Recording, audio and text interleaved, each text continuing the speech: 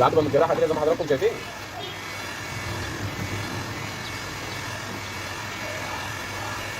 هات سكينه كده مجد.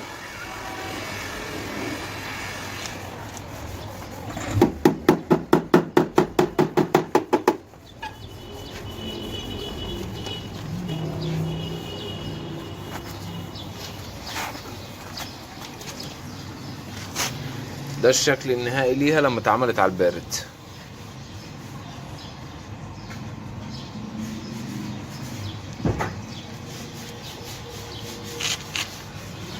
طبعا فيها حتتين كده يتفنشوا وهتتعمل سخن وتترش. هشيلها على الصاج، شيل الحاجات دي كلها كده، البوهية دي كلها عشان نرشها بإذن الله.